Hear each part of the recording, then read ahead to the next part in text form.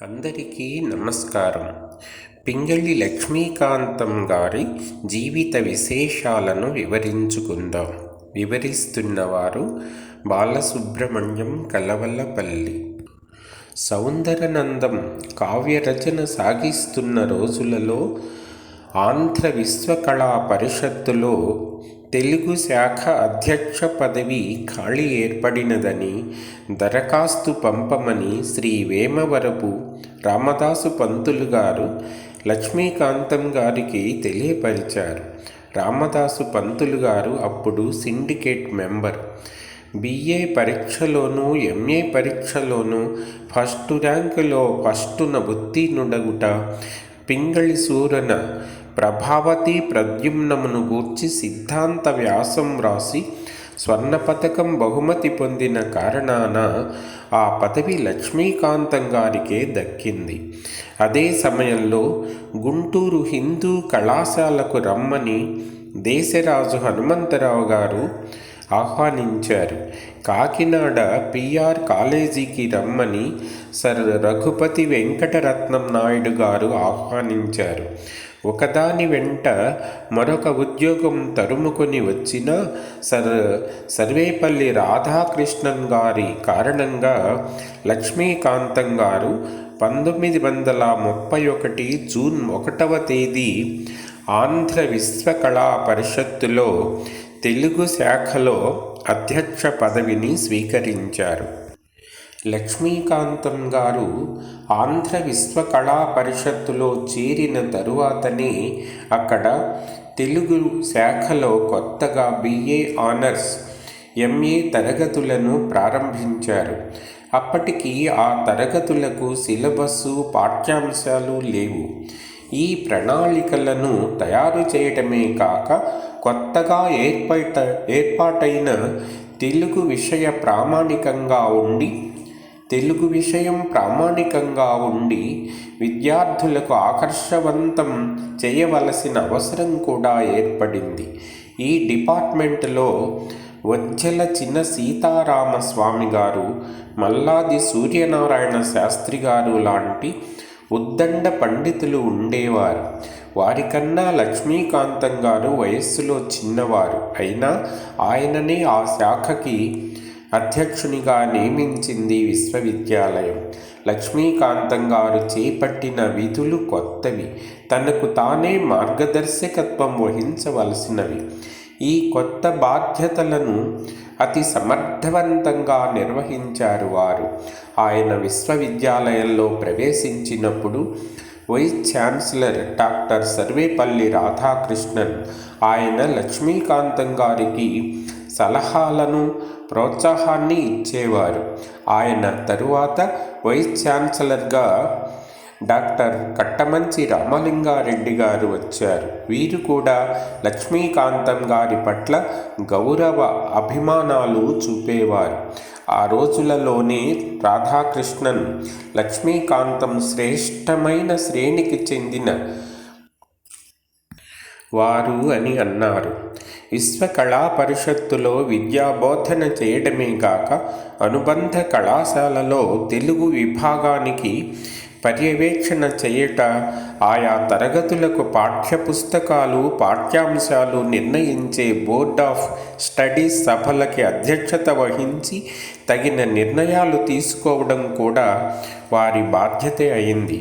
ఇప్పుడైతే చాలా విశ్వవిద్యాలయాలు నెలకొన్నాయి, కానీ ఆ రోజులలో విశాఖపట్నంలో మాత్రమే విశ్వవిద్యాలయం ఉండేది. అందువల్ల విశ్వవిద్యాలయంలో ఒక శాఖకి అధ్యక్షుడు అంటే ఇంచుమించు ప్రాంతమంతటిలోనూ ఆ శాఖకి అధ్యక్షుడన్న మాటే. ఆ రోజులలో అనుబంధ కళాశాలలో తెలుగును బోధించే ఉపాధ్యాయులకు మిగిలిన విషయాలను బోధించే వారికంటే తక్కువ జీతాలు ఇచ్చేవారు. ఈ అసమానతను తొలగించడానికి చాలా కృషి చేసి విజయం సాధించారు లక్ష్మీకాంతం గారు. ఆ రోజులలో తెలుగు అధ్యాపక పదవికి గౌరవ ప్రపత్తి కలిగించిన తేజస్వి లక్ష్మీకాంతం గారు.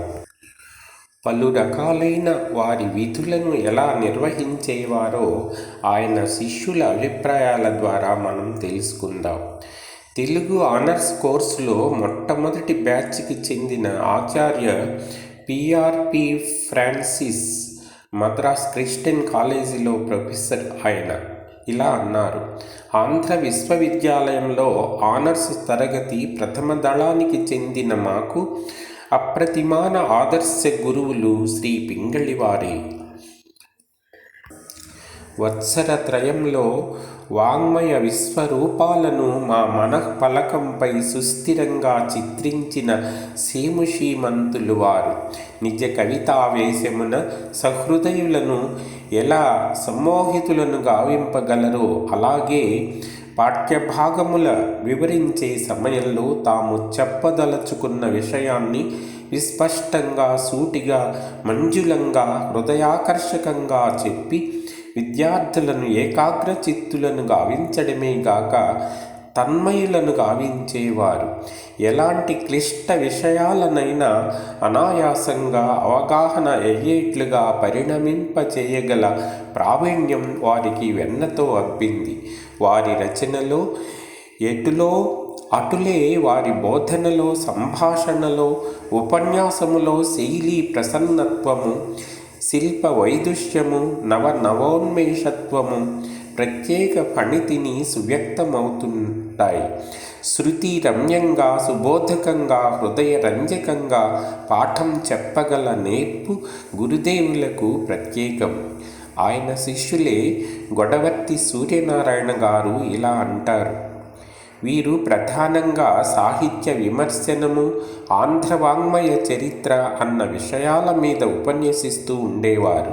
ఋషితుల్యులైన ఆ మహాకవులకు అక్షరార్చన జరుగుతున్నప్పుడు రససిద్ధాంత విషయాలను వివరిస్తూ ఉంటే ఏకాగ్ర చిత్తంతో మౌనముగ్ధులమై వింటూ ఉండేవాళ్ళం. మమతా దూరులై సోపపత్తికంగా, విప్రతిషేధంగా వారు సాహితీ పీఠంలో కవి పుంగవులకు వారి వారి స్థానాలను నిర్ణయిస్తూ వారి కవితలకు వెలకడుతుంటే మంత్రముగ్ధులంగా వినేవాళ్ళం.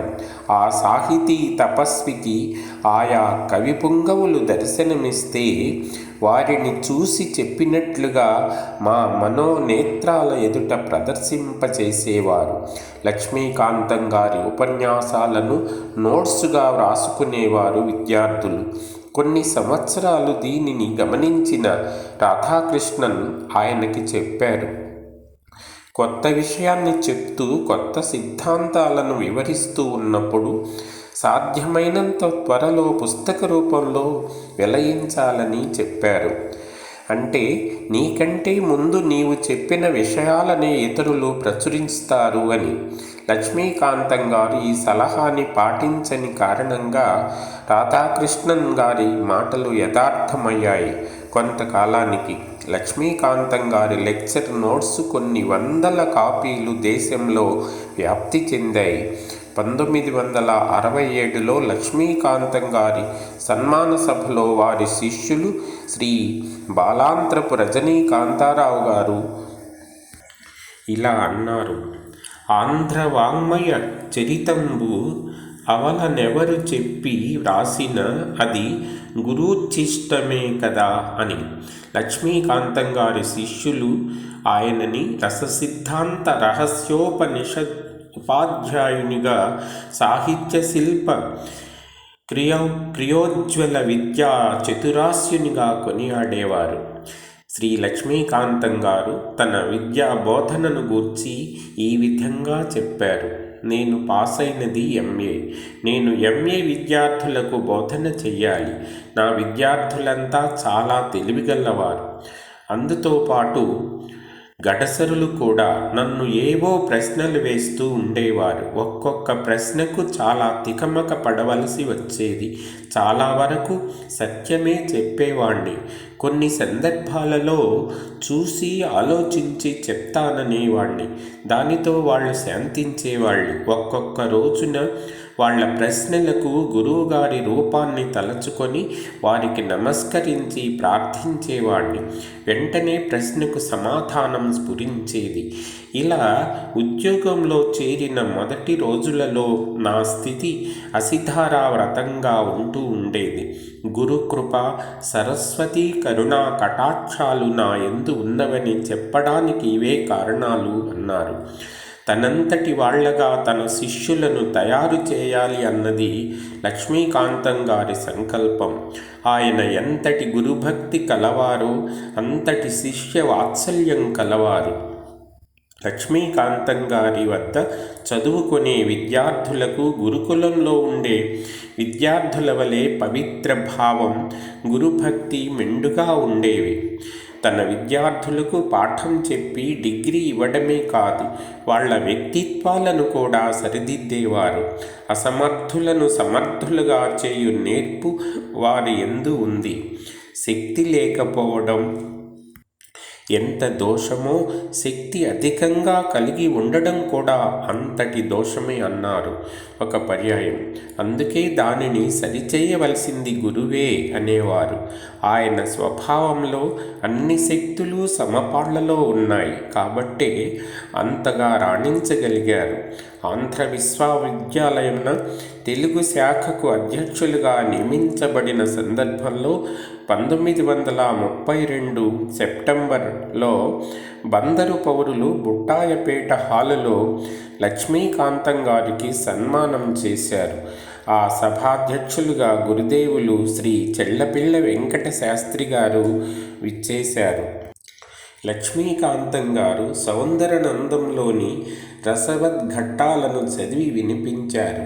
శ్రీ శాస్త్రి గారు ఆ స్వీయ కవిత వింటూ, నాకంటే నా శిష్యులు రసవత్తరంగా కవిత చెప్పగలవారు అనడానికి సౌందరనందం ఒక గీటురాయి కాగలదు అని అన్నారు. కాకాని నరసింహారావు గారు అని పింగళి లక్ష్మీకాంతం గారి శిష్యుడు ఇలా లక్ష్మీకాంతం గారిని గురించి ఒక పద్యంలో ఇలా చెప్పారు. ఉరు గుణసాంద్రు పింగళి కులోదతి చంద్రు శతావధాని ఆ తిరుపతి వెంకటేశ కవిధీరుని శిష్యుని లక్ష్మీకాంత. తిరుపతి వెంకటేశ కవిధీరుని శిష్యుని లక్ష్మీకాంత సద్గురువరున్ నిండు గౌరవముతో ప్రణమిల్లి సభక్తితో నిరంతరమును పూజ్యపాదుల పదంబుల గొల్తున భీష్ట సిద్ధికిన్. ఈ సన్మాన సభకు పూర్వం మధ్యాహ్నం నోబుల్ కాలేజీలో ఒక సమావేశం ఏర్పాటు చేశారు. ఆ సమావేశానికి విశ్వనాథ సత్యనారాయణ గారు అధ్యక్షత వహించారు. ఈ సమావేశంలో లక్ష్మీకాంతం గారు 2 గంటల సేపు మహాభారతమును గూర్చి మాట్లాడారు.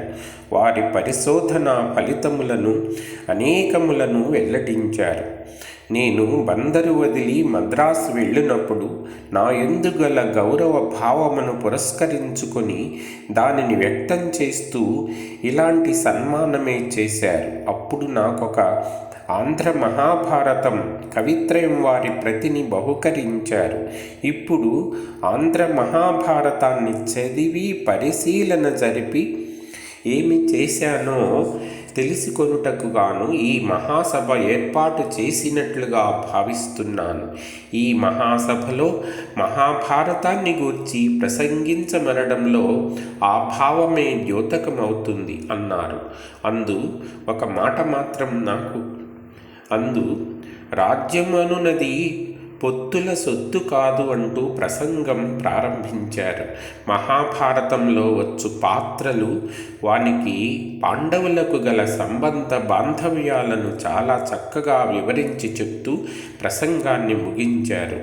విశ్వనాథ సత్యనారాయణ గారు తమ ప్రసంగంలో, మా లక్ష్మీకాంతం గారు మద్రాసులో నిద్రపోతూ చుట్టలు కాలుస్తూ కూర్చున్నాడేమో అనుకున్నాను. అట్లు కాదన్న విషయం ఇప్పుడు తెలుసుకొన్నాను. భారతాన్ని తరచి పరిశోధించాడన్నమాట అంటూ అభినందించారు.